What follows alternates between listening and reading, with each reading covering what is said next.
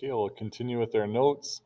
Okay, now we kind of know the general, a little bit about cells.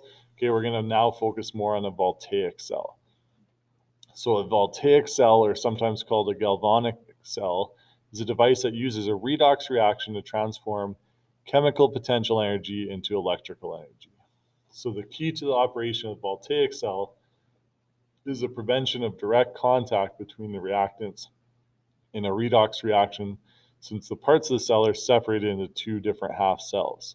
So basically we have these two different half cells, and when they're connected, it causes a redox reaction to occur.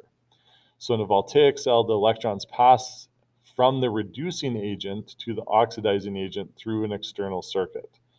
Okay, so rather than passing directly from one substance to the other. So that's why we need the two different half cells that are separated. If they were connected, the reaction would just start on its own. Voltaic cell is an arrangement of two half cells separated by a porous boundary. Each half cell consists of one electrode and one electrolyte. Okay, each voltaic cell is composed of the following. Okay, and you're going to have to be able to draw these, so make sure you know, like, it has to include everything that's in this list here. Okay, so it has to have electrodes. Okay, again, those are the two solid conductors. The positive electrode is what we call the cathode. The negative electrode is the anode. The electricity from the cell is then caused by the movement of electrons from the anode to the cathode. Okay, for cells containing metals and metal ions, the electrodes are usually the metals themselves. Okay, the half reaction takes place on the surface of the metal. Okay, that's important to remember. If an oxidizing or reducing agent isn't that metal, then we use what we call an inert electrode. So it's just an inert electrode is a solid conductor that's unreactive. Usually they're going to be made from carbon or platinum. Again, so if you see carbon or platinum, and you won't be able to find them when you're looking for half reactions, they're inert, meaning that like your solution will have your oxidizing or reducing agent in that solution. Okay, you need to have an electrolyte. Okay, so your electrode, then electrolyte, some sort of aqueous solution that conducts an electrical current. The electric charges that flow in the aqueous solution are ions. So we'll have our ions, they flow around. Okay, and that's why we have that porous boundary, which we'll talk about next, is to allow those ions to flow where they need to go. Okay, and so next we have our porous boundary, so it separates the two electrolytes while allowing ions to move through it. So it allows the ions to move, okay, but not anything else, like the metals can't move. Okay, there are two common types of porous boundaries. So there's a porous cup, so basically a cup inside another cup that separate the solutions. Okay, or a salt bridge. A salt bridge is a U-shaped tube filled with electrolyte solution. So like example would be potassium nitrate, really any electrolyte, which is a soluble ionic compound. Okay, and it opens, or the open ends of the tube are plugged with porous material such as like a cotton or glass wool to stop the electrolyte from flowing out. Okay, the porous material, however, allows ions to diffuse through the salt bridge slowly. So electrolyte solution in a salt bridge is selected so it does not interfere with the reaction. Again, we'll talk about kind of what that looks like in a bit. Okay, the external circuit is some sort of wire that connects the cathode to the anode. So if they aren't connected, nothing's going to happen. You just have these two different cups with solutions in them, but it won't do anything from there. Okay, the voltmeter is a device, again, used to measure the difference in potential energy or the voltage between any 2 points. So this is an example. This would be a zinc copper voltaic cell. Okay, our two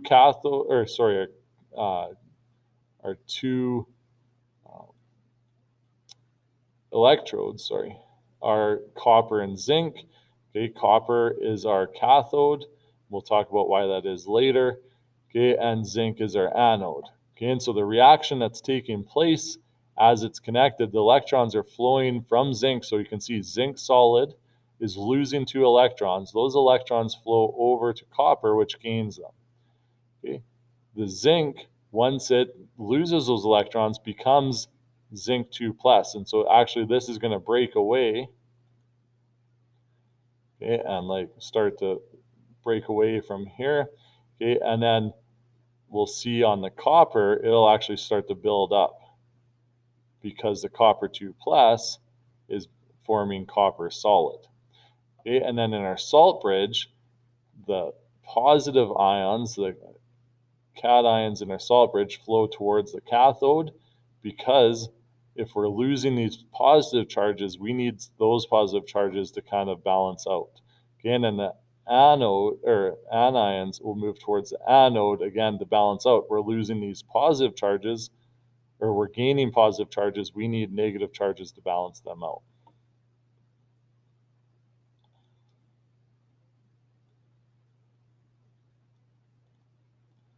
Okay, and then we have our voltmeter, which is just there to tell us what the voltage is between the two, the anode and cathode. So how many electrons are kind of passing through.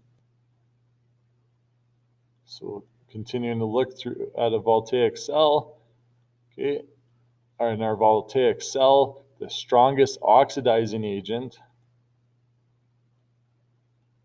okay,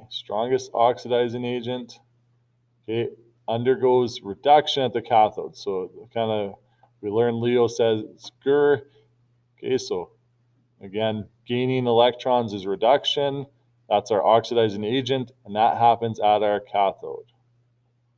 Sorry, this color is not working. I'll erase that.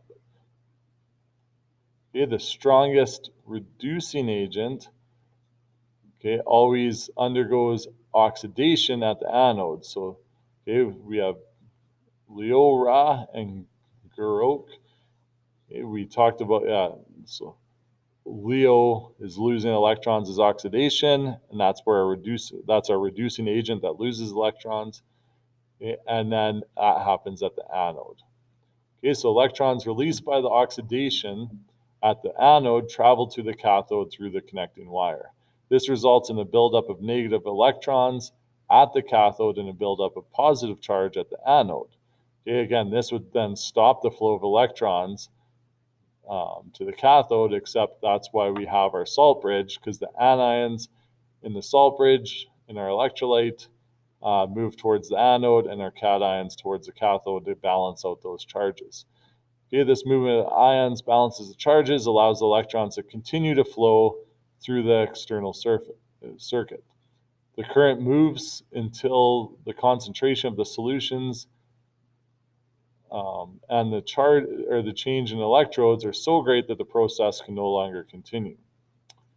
And so like once, like in this case, we have chromium's losing mass here. Okay, once there's no more chromium kind of in the solution, it's going to stop. Or once we get enough negative charges over here that, or we run a negative to balance out the positive, that'll also stop it. Okay, so to determine how to construct a voltaic cell, we need to follow these steps. So first off, using a table of redox reactions, okay, determine the strongest oxidizing agent and strongest reducing agent. Okay, so just like what we did when we were balancing, we write out all the entities, find our strongest oxidizing agent, strongest reducing agent. Okay, from there, the strongest oxidizing agent half reaction is at our cathode. Okay, and so in this case, if we were writing out the entities, we have chromium solid, we have chromium 3 plus, we have silver solid and silver plus, and then we have NO3. We don't count anything in the salt bridge. Those just go to balance out. Okay, and so our strongest oxidizing agent is silver plus. Strongest reducing agent then would be chromium solid. Okay, and then the electrons move from the anode to the cathode as drawn here. Okay, anions move through the salt bridge to the anode. Cations move through the salt bridge to the cathode. So again, positive goes towards the positive. Okay, negative towards the negative. Okay, cations to cathode, anions to anode.